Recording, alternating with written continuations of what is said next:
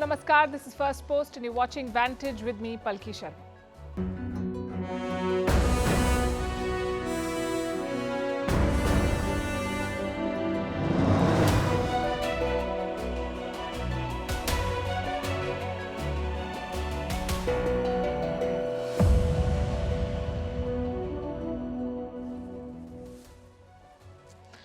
2 weeks, some tough posturing and no proof later, Justin Trudeau is changing his tone. He has spoken again about having constructive relations with India. His foreign minister has spoken too. She says they want to engage with India privately.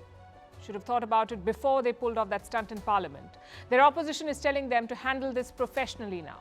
Tonight, we'll look at the statements and tell you what has triggered this shift. Meanwhile, the new regime in the Maldives is walking the talk on India out. They want Indian troops to leave. Will election rhetoric spill into policy moves? We'll discuss that. Is Imran Khan being slow poisoned in jail? His lawyer says so. Is Iran looking at another Masha Amini? A teenager is in a coma after being targeted by the morality police there. Did a Chinese nuclear submarine meet with an accident recently? A report says 55 PLA soldiers on board have died. In the US, the Republican Party is divided. The House of Representatives has removed its speaker. It's gold rush for India at the Asian Games led by Neeraj Chopra. And would you consider a bachelor's degree in influencing? A university is offering it. We'll discuss how this marks a shift. The headlines first. Azerbaijan's president refuses to meet Armenia's prime minister at an EU-hosted meet. The meeting on Karabakh was to take place on Thursday in Spain. Azerbaijan wanted Turkey's participation. Germany and France opposed it. So Baku backed out, saying the atmosphere in Europe is hostile. Russian President Vladimir Putin will visit Kyrgyzstan next week. The International Criminal Court had issued an arrest warrant for him in the month of March. And since then, Putin has not traveled abroad. His last international trip was in December 2022 when he visited Kyrgyzstan and Belarus. Rishi Sunak kickstarts the UK's election season. He addresses the Conservative Party's annual conference. Sunak announces the decision to scrap a part of a high-speed rail scheme, a move which will upset some Tories. Sunak has to rally his party to win the election, which is due by January 2025. In India, at least 23 soldiers are missing after a flash flood in Sikkim. 20 civilians are also missing after a cloudburst triggered flash floods in the Teesta River. A massive search operation has been launched. Prime Minister Modi speaks to Sikkim's chief minister and assures him of support. A tourist bus in Venice plunges from a bridge, killing more than 20 people. 2 children and the bus driver are among the casualties. The electric bus burst into flames after crashing. Italian authorities are probing what caused the incident. And it's raining medals for India at the Asian Games. India win the archery mixed team compound gold. The medal tally is now at 81, the highest ever for India at the Asian Games.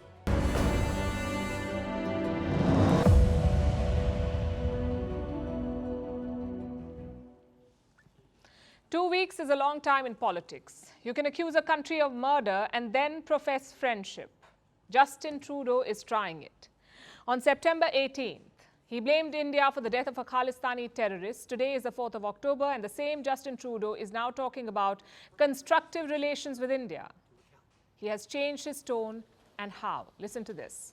Canada has declared its deep concerns to the top intelligence and security officials of the Indian government.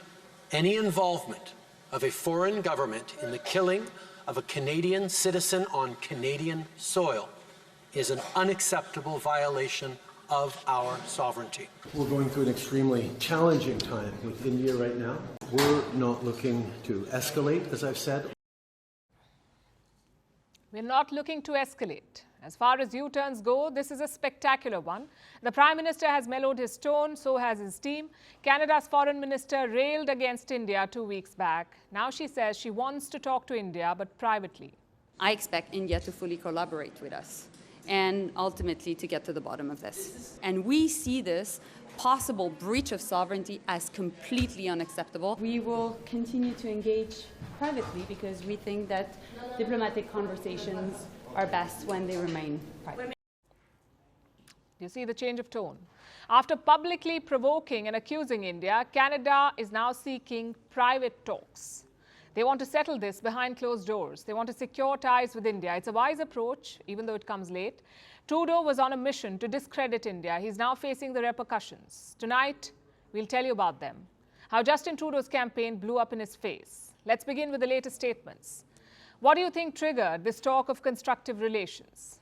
India's firm response and bold moves. We told you about this yesterday.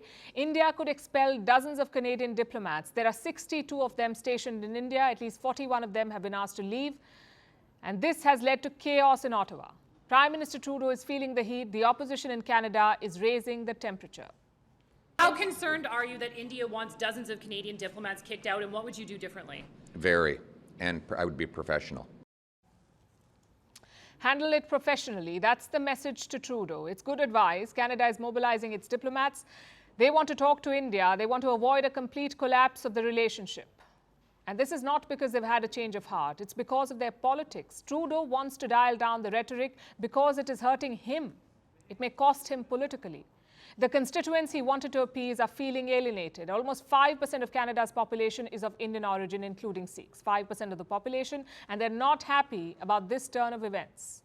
The eviction of diplomats is a serious step, not one or two, but 41 of them. New Delhi is yet to confirm these reports, but Ottawa is clearly worried. Usually such treatment is reserved for countries like Pakistan. In fact, India has never removed diplomats from any other mission in this fashion. If New Delhi pushes through, Canada's diplomatic presence will suffer a blow. And the biggest impact will be on visas. That's the main job of any diplomatic mission, receiving visa applications, processing them. And Canada gets a large volume of applications. And this is across various categories. Take student visas, for example. In this category, Indians top the charts. I have some data from last year. In 2022, Canada issued almost 550,000 study permits. More than 225,000 of these were Indian students. So more than 40% went to Indians. What about work permits? Canada has issued more than 200,000 permits this year. This is in the first 7 months of 2023, 2 lakh permits. And these are temporary work visas. Canada is also adding a high number of permanent residents, what they call PRs, permanent residents. On this front too, Indians top the list. Do you know how many PRs were issued last year? More than 118,000. Indians got 27% of them. So the number of applications is quite high and it's growing every year, which is why Canada wants to keep a large staff in India, especially at the High Commission in New Delhi. But India wants to kick out 2/3 of their diplomats. It will impact their work. Yes, Indians will be inconvenienced, but Trudeau has more to lose here. The diaspora has started to complain. They're worried about New Delhi's countermeasures. Earlier, India also suspended visa services for all Canadians. A few days back, the suspension orders were extended worldwide, meaning Canadians are barred everywhere now. No Indian mission will entertain them, not even in a third country. And this is serious. The India-Canada relationship thrived on people-to-people exchanges, and this could become the biggest casualty of Trudeau's fight. The Indian community in Canada is raising concerns. A trade group in Surrey has spoken out. I have a quote from them. Businesses are feeling that their trade with India is stalled. The future remains uncertain. And there is great concern as well because of significant family ties that our community has with India and visits that have been scheduled and are to be scheduled. Now, Surrey has a large Indian community in Canada. It is also the place where Hardeep Singh Nijjar was shot. It was his death that kicked off this diplomatic row. Nijjar was a Khalistani. India had declared him a terrorist. 2 weeks back, Justin Trudeau raised this death in Parliament. He blamed India for the killing. He demanded that India join the Canadian probe. India called the claim absurd. It asked Canada to give proof. So far, Ottawa has not provided anything, but some stories were leaked. One of them said Canada had intercepts of conversations among Indian diplomats. They haven't released anything in public yet. What about the murder probe? The shooting happened in the month of June. Almost 3 months later, Canada has not made even a single arrest. And now it wants private conversations with India. These flip-flops are making just one party look bad, Justin Trudeau and his Khalistani backers.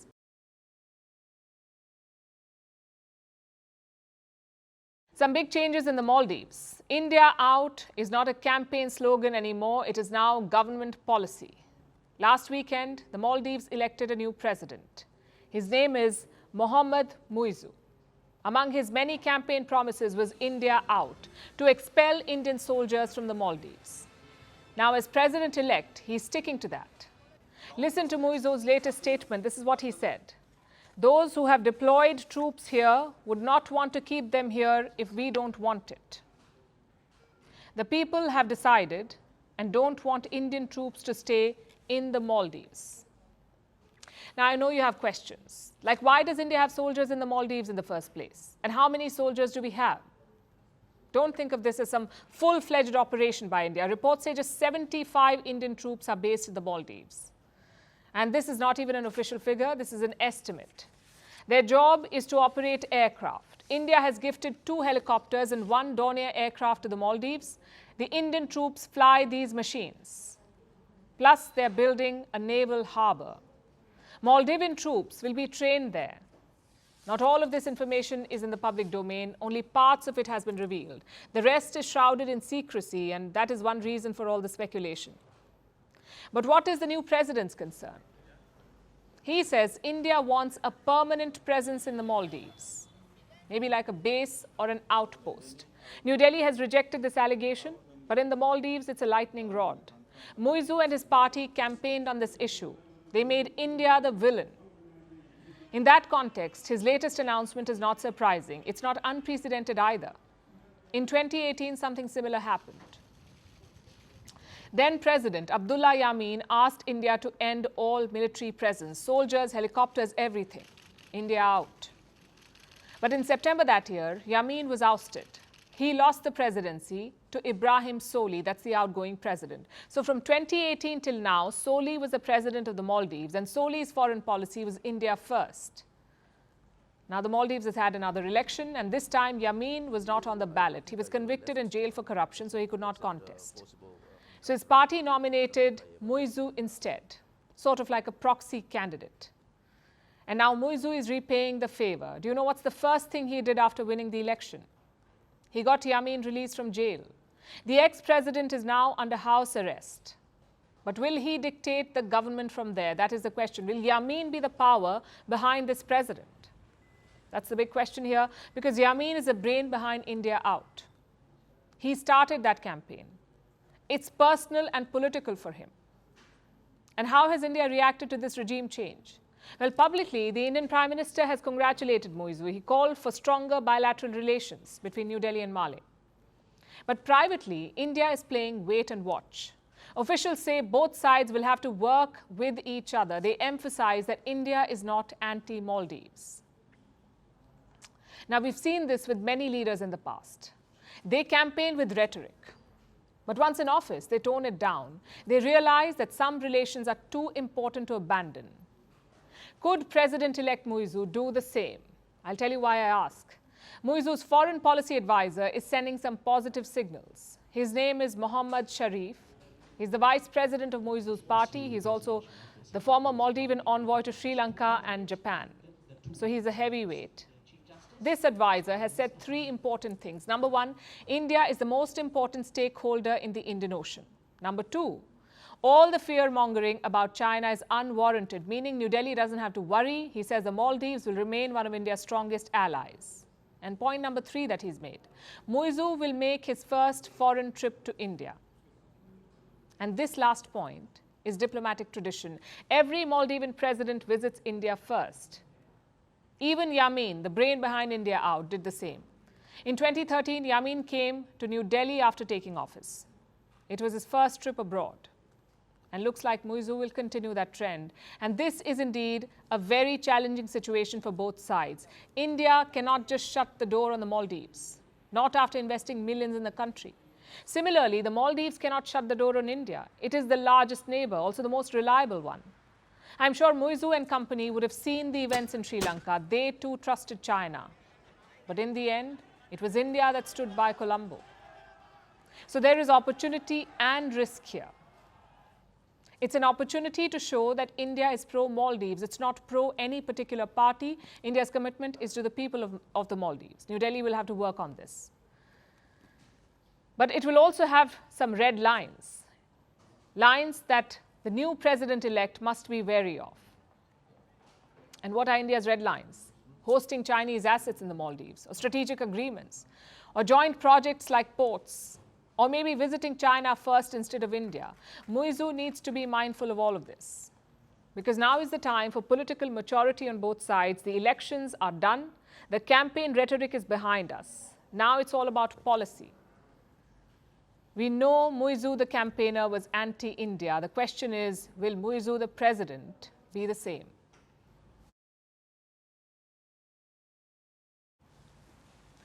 Staying with the neighborhood, let's check up on Imran Khan, cricketer turned Prime Minister turned Pakistan's most wanted. He's got some 180 cases against him. He's been in jail since August this year. It's become the army's most important mission to keep him there in jail.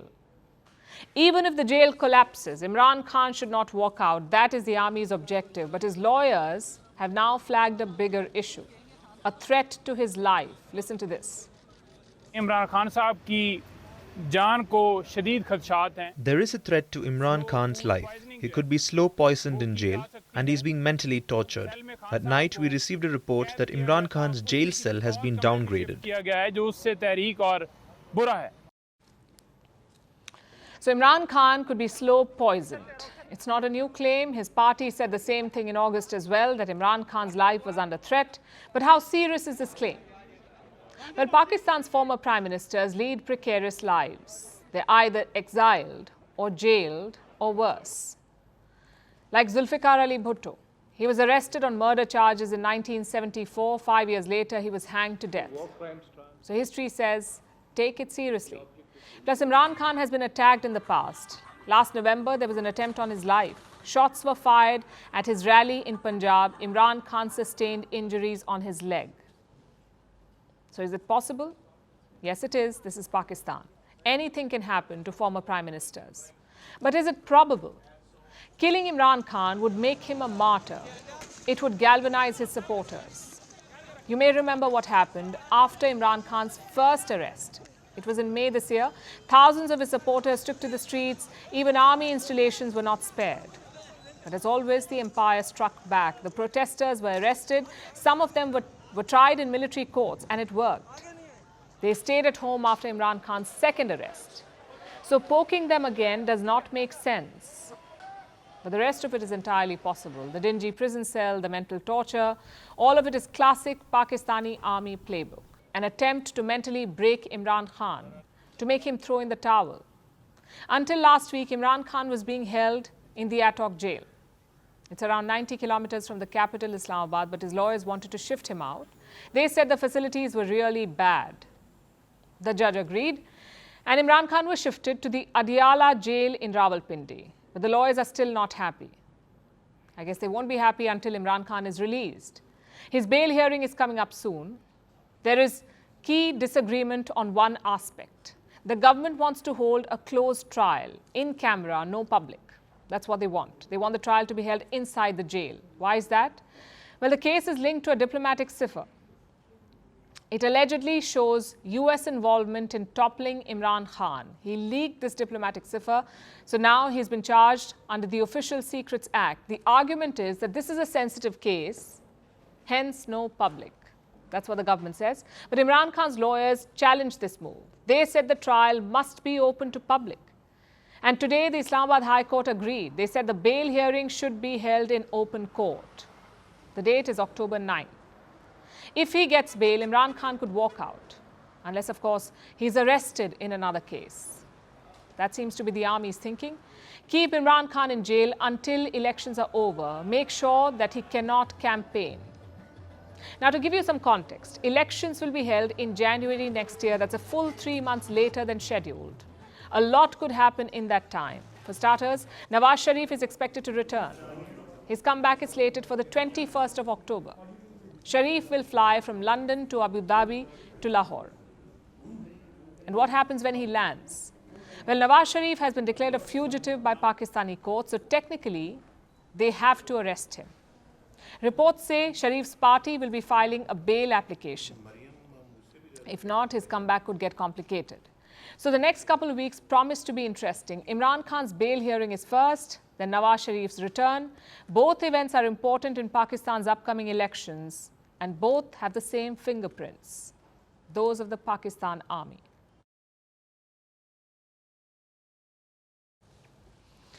Mahsa Amini. It's a name that became a war cry in Iran. In 2022, she died at the hands of Iran's morality police. Her crime? Not wearing a headscarf or hijab. Last year, this time, Iran's streets were full of protesters. They chanted her name. They called for justice. Many called it the Second Iranian Revolution.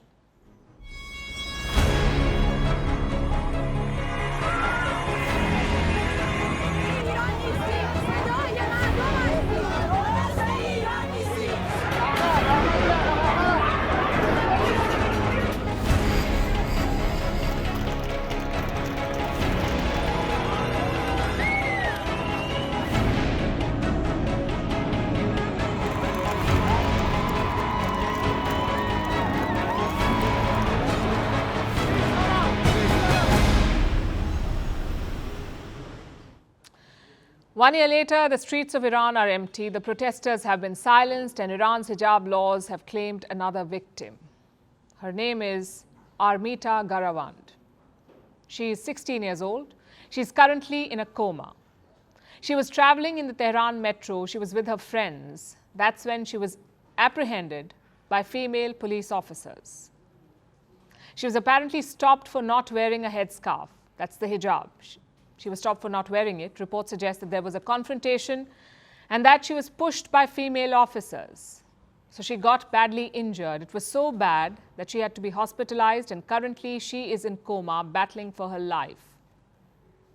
Now, like Mahsa Amini, there are two versions to this story. One, other reports that are circulating online, they say that Garavand was attacked for not wearing a veil. They say she was beaten by the police. Then there is the state's version. They say the girl fainted because of low blood pressure and that the state authorities had nothing to do with this. So Iran is denying any involvement. But there's a video of the incident. It is doing the rounds on social media. It shows the unveiled teen being pushed into the metro. No one knows what happened inside. But when the doors open again, her immobile body is carried out. The girl is currently being treated at a Tehran hospital. She's under tight security. No one is allowed to visit her, not even her own family. But there's a picture of her with a bandaged head and neck. Her family was asked about this.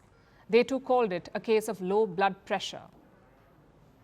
Why then is this incident making so much news? It's because of the parallels it has with the Mahsa Amini case. Two young women, both unveiled, both encounter Iran's morality police. One ends up dead, the other is fighting for her life.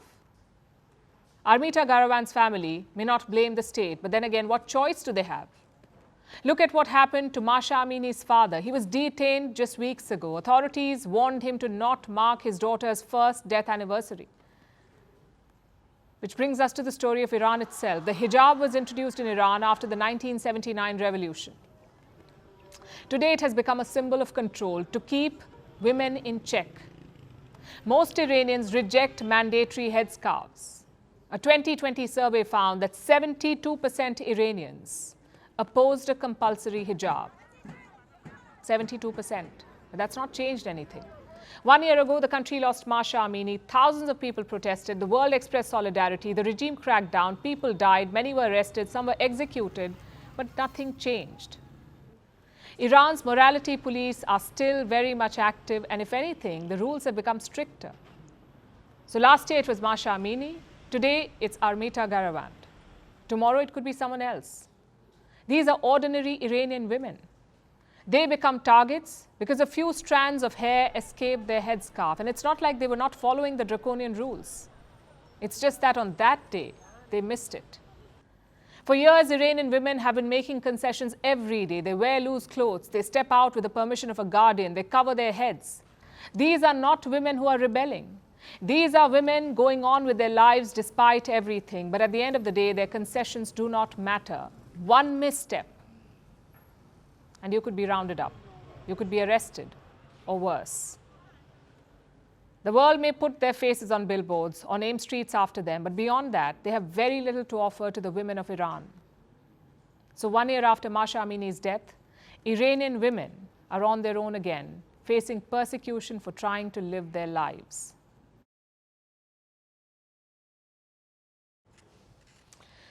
Our next story is about a nuclear submarine crash. It involves a Chinese vessel, 55 sailors, and a trap that went horribly wrong. Apparently, the PLA let its soldiers die. It could have asked for help, but in the end, pride prevailed over compassion. A British newspaper has published this story, and China has denied it. We cannot independently verify it, but here's what it says.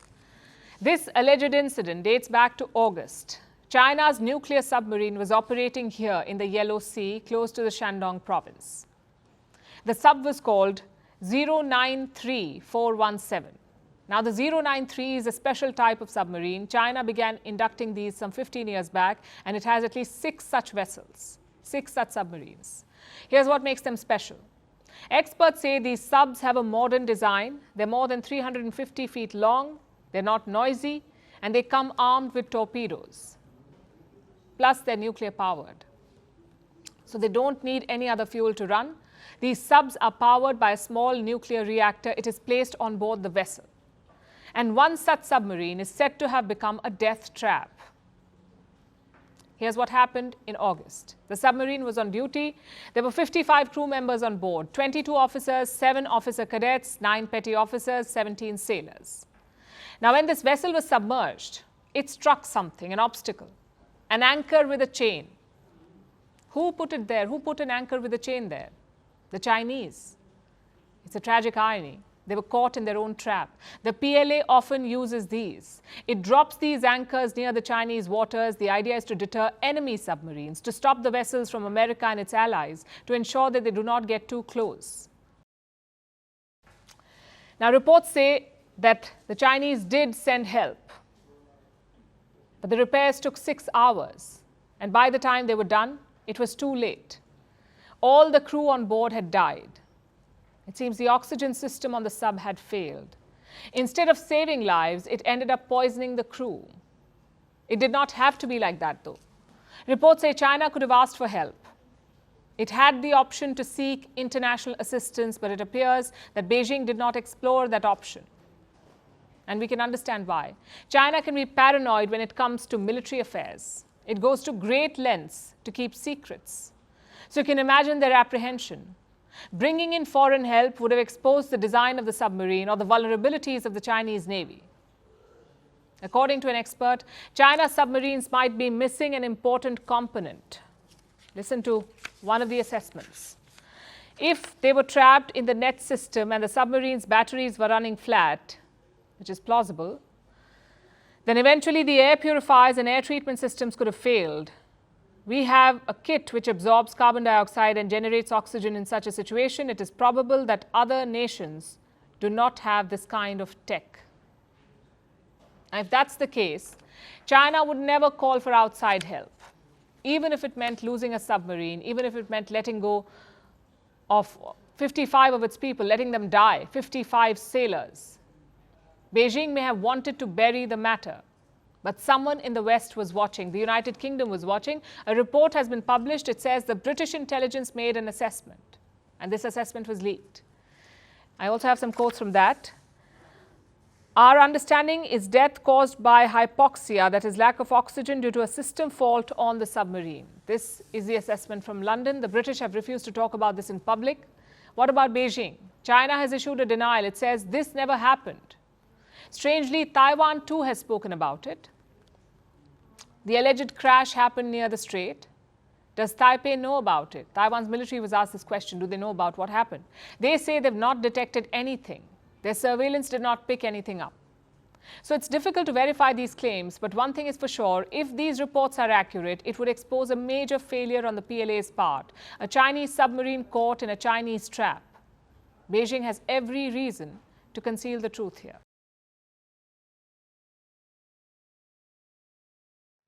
And staying on the topic of disasters, let's look at the US, specifically the drama unfolding in the US Congress. They made history yesterday.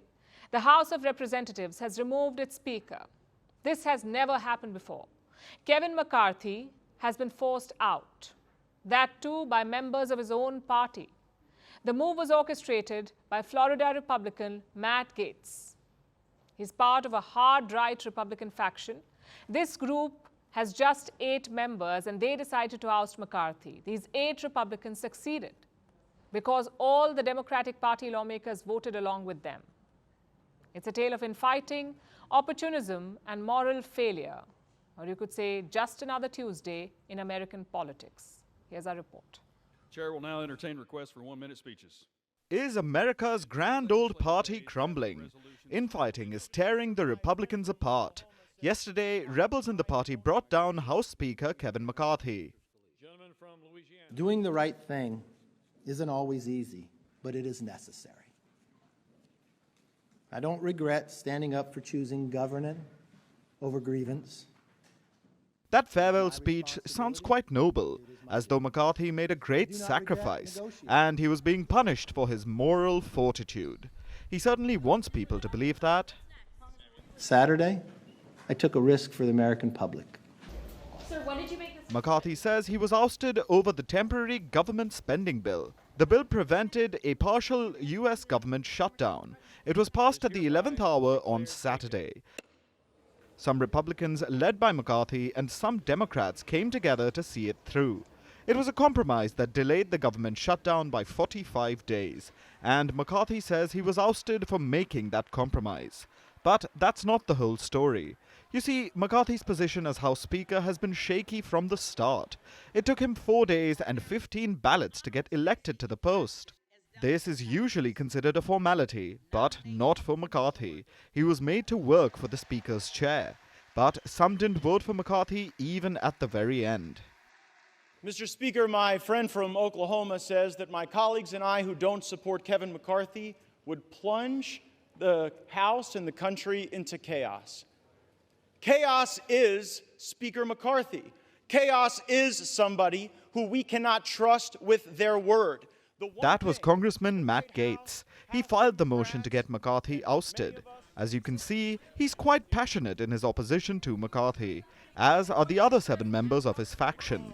There are 221 Republicans in the U.S. House of Representatives, but these 8 were enough to bring McCarthy down.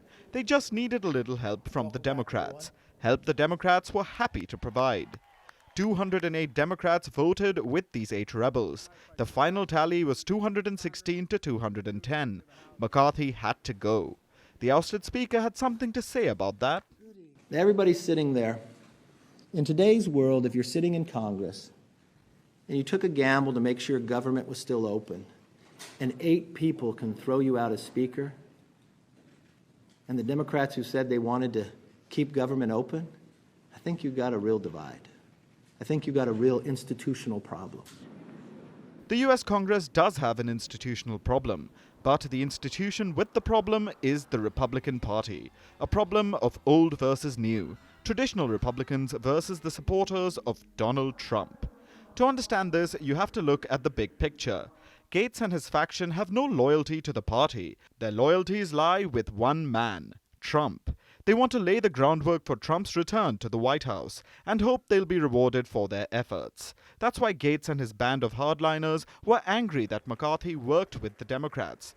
Anything that helps Joe Biden, even a little, is unacceptable to the Trump troop. This is why McCarthy had to go. The next U.S. presidential election is gearing up to be a rematch, Biden versus Trump again. Before the election, Gaetz and the other 7 in the Republican Party don't want compromise or a solution. They want dysfunction. The goal itself is chaos. Chaos that could help usher in another Trump presidency.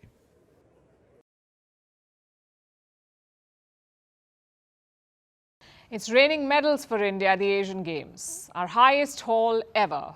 India's previous best was 71 medals at the 2018 Games. And this year, we've already crossed 80 medals. And remember, it's not done yet. We have around 4 days of action left. India is now placed 4th on the medal tally. Only South Korea, Japan and China rank above us. Let's focus on today's victories. The men's hockey team had a great day today. They entered the finals by beating South Korea, so it's a medal guaranteed for India. It was a great day at the archery range as well. India won gold in the compound mixed team event. Jyoti Surekha Venam and Ojas Pravin Deotale defeated South Korea in the finals. Of course, all eyes were on athletics. India won silver in the women's 800-meter and men's 5,000 meters. Also a silver in the 4x400 women's relay. So a very impressive day. And topping it off was Neeraj Chopra, India's golden boy. He defended his Asian Games medal successfully. He clinched gold in the men's javelin throw. Not without some drama though. Neeraj's first throw was wiped off by a glitch. Everyone waited for the distance to appear on the screen, but it never did. The officials claim the equipment did not work. It couldn't measure the distance of the throw. Whatever the reason, he had to try again. And Neeraj hit 82.3 meters. His first attempt looked much longer though. The one that was wiped out, it was more than this. Many users on social media pointed that out. They said, it's unfair on Neeraj Chopra. Now, most people would be disheartened by this. You throw well, only for the distance to be wiped out. But not Neeraj Chopra. He pushed on. He faced stiff competition from a fellow Indian, Kishore Kumar Jena. For a brief while, Jena was in the gold medal position. Neeraj was in the silver slot. But on his fourth attempt, he showed everyone why he is a world champion. Neeraj Chopra delivered his best throw of the season. Just imagine that. You're in a clutch situation. You need a great throw to win gold, and you deliver your season best. That's Neeraj Chopra for you. Kishore Jena ended up with a silver medal. Both athletes then posed together with the Indian flag. It was a great day for Indian athletics. And of course, Neeraj Chopra had to headline it. I don't think there's a debate anymore. He is the best Indian athlete ever. At the age of 25, just look at his resume. Gold at the 2018 Commonwealth Games, gold at the 2018 Asian Games, gold at the 2020 Olympics, then gold at the 2023 World Championship, and now gold again at the Asian Games. No Indian athlete can come close to this. We've had flashes of brilliance before, like P.T. Usha at the 1984 Olympics. She missed out on bronze by a whisker. Same with Milkha Singh in 1960. He came within a photo finish of the podium. They showed us what's possible. And now Neeraj Chopra is delivering it. Not once or twice, but event after event. And that's what sets him apart. The way he delivers consistently at every event. The way he comes to life on the big stage. That's what separates the good from the great. On television, it may look easy to us, but trust me, Neeraj Chopra's confidence is hard-earned. That's the stuff we do not see. The hundreds of hours spent in training, the holidays missed, all of that adds up to the success. It's an inspiration for every Indian athlete. Because let's be honest, India has never been a sporting power. We don't get bags of medals at the Olympics, which is why athletes like Neeraj Chopra are so important. Their success shows us it is possible. Indians can dominate elite sports. We can consistently do well at global events. And it's already rubbing off. India won gold in the men's 4x400 meters relay today. The same team holds the Asian record. They set the fastest Asian time during this year's World Championship. They finished 5th behind Jamaica, Britain, France, and the US. Again, it's a huge achievement. Relays are a very tough event to ace. But India was the best Asian team at the World Championships, and today they reaffirmed that. Like I said, consistency. We still have 4 days to go in the Asian Games, so chances are there will be more medals. It's a massive confidence boost for India, especially ahead of 2024. Next year, Paris is hosting the Olympics. India will be looking to carry on this momentum. Of course, all eyes will be on Neeraj Chopra. He will return to the grand stage as a 26-year-old defending gold medalist.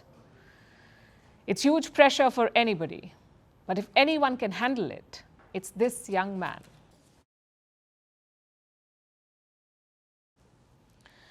And since we mentioned the Paris Olympics, let's also look at the headlines in France. The country is facing an invasion of bed bugs. The blood-sucking insects are back in Paris and in other cities. Bed bugs were supposed to have been killed off in the 1950s, but they're back with a vengeance in hotels, in trains, in cinema halls. The little creatures have been popping up everywhere, apparently. French authorities are alarmed. They're trying to address this outbreak on a war footing. Emergency meetings are being held all over France. But the question is this really a new phenomenon? Or has it become a big deal for different reasons? After all, the Olympic Games are coming to Paris next year, and no country wants players to win bed bug bites instead of medals. Here's our report.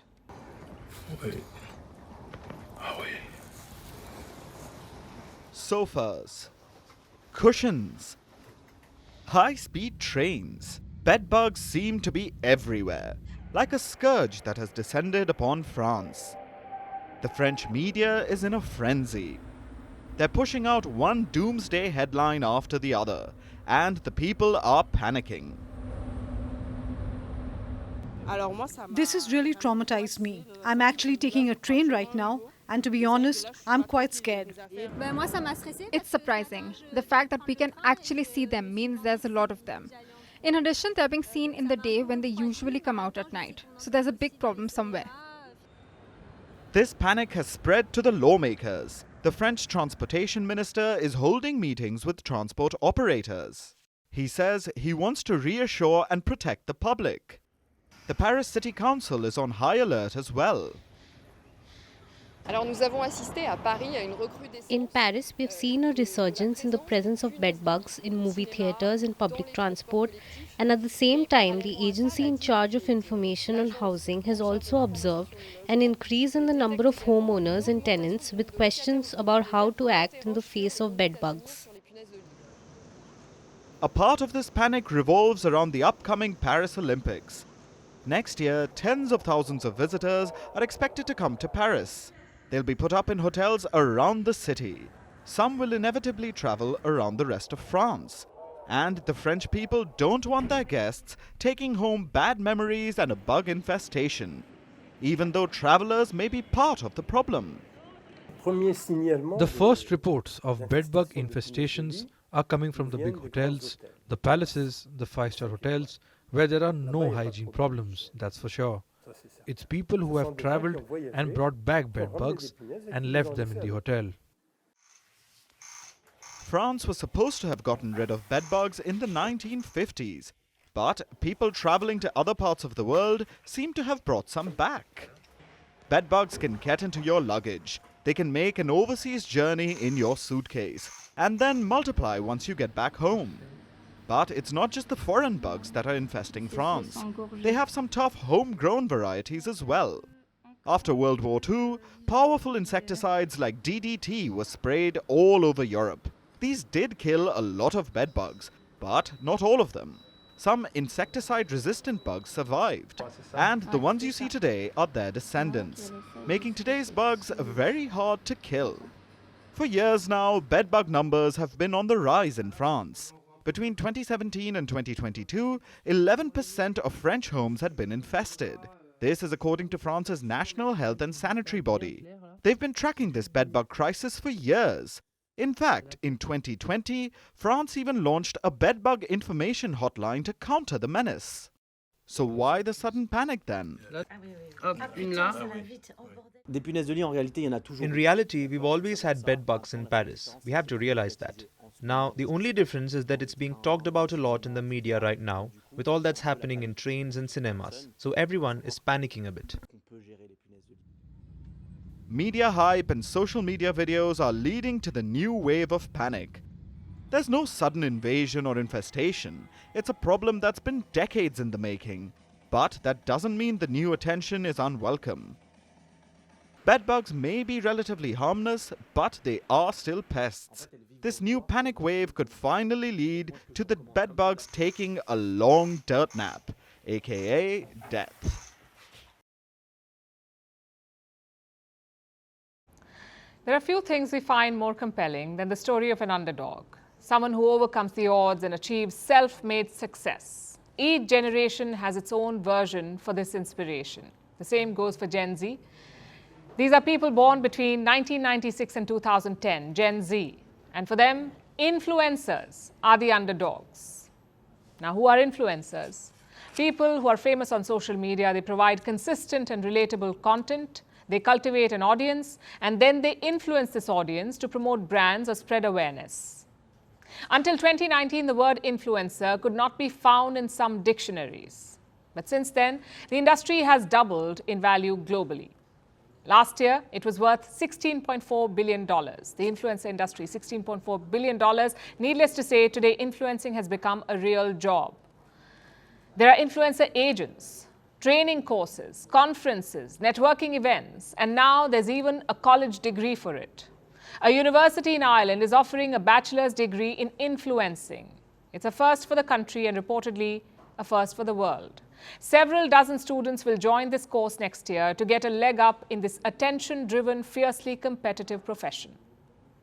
They will undertake several courses like crisis management, public relations, celebrity studies, social psychology, and video and audio editing. After all, influencing is not just about having your own TikTok account. It can be that and much more. Let me give you an example. This is Olivia Rodrigo, a Grammy Award-winning 20-year-old singer. She's considered a Gen Z influencer. In 2021, she was invited by the White House. It was all part of a campaign to encourage young people to get vaccinated, and she did just that. She created a series of meticulously planned content for social media. Pictures of Rodrigo and President Joe Biden wearing aviators went viral. The visit was a success. But she wasn't the real influencer at play here. It was a man named Landon Morgado. He orchestrated this entire event. Now, the usual bunch of publicists and managers. Morgado is an influencer who was hired by the White House. His job was to direct creator partnerships. It's a real job. And it goes to show how far the influencer industry has come. But the US government is not an isolated case. The government of India is doing it too, partnering with influencer marketing companies. This is to educate people about social media. In 2021, the Canadian government spent more than $600,000 in hiring influencers. In 2018, Singapore's government hired influencers to promote its budget.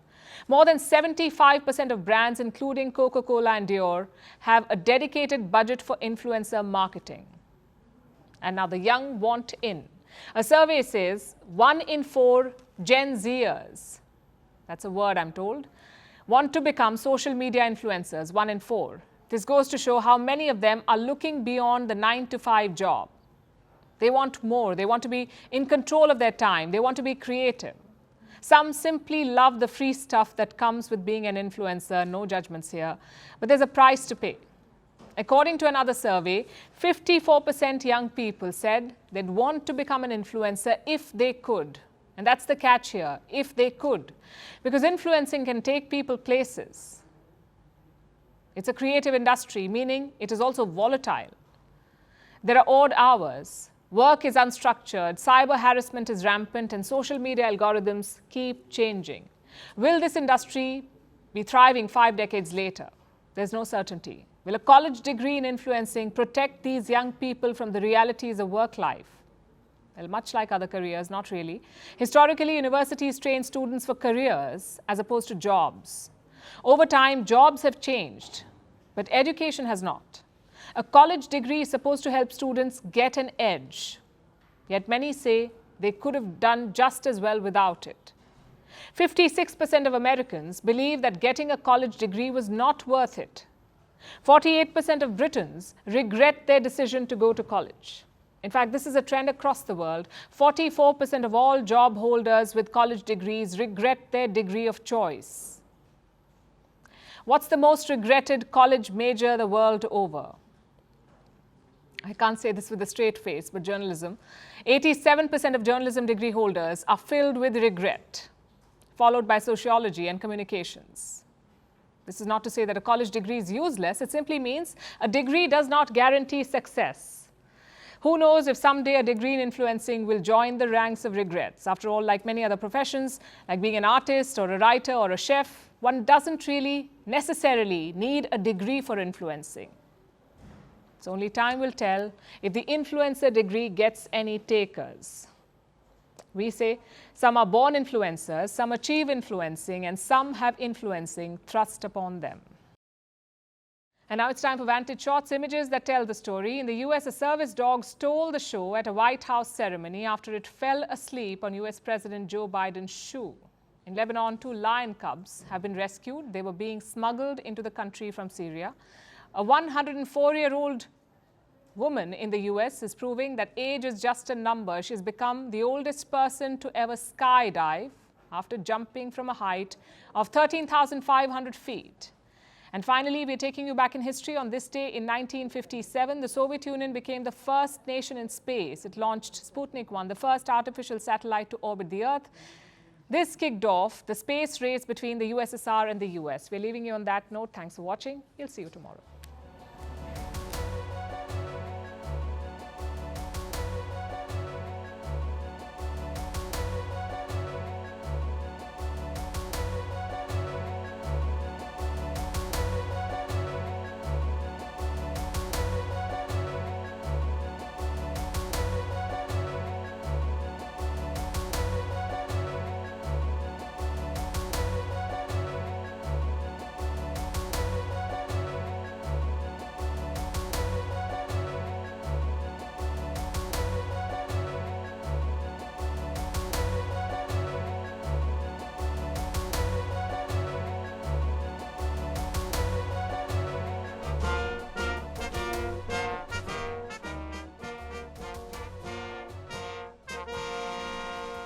Down.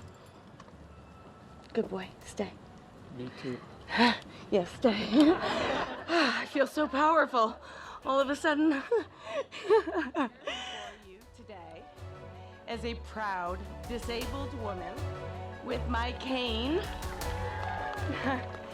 and my service dog Scout by my side to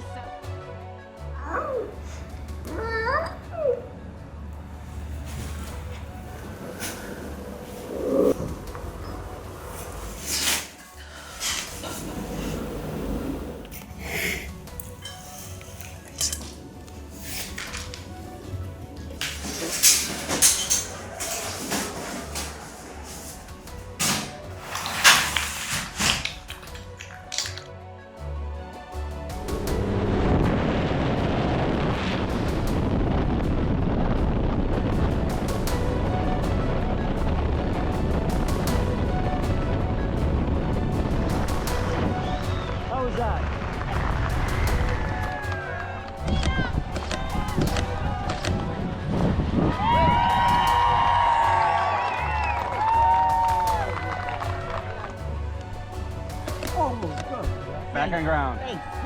Safe and sound. That was amazing. Wonderful. Wonderful.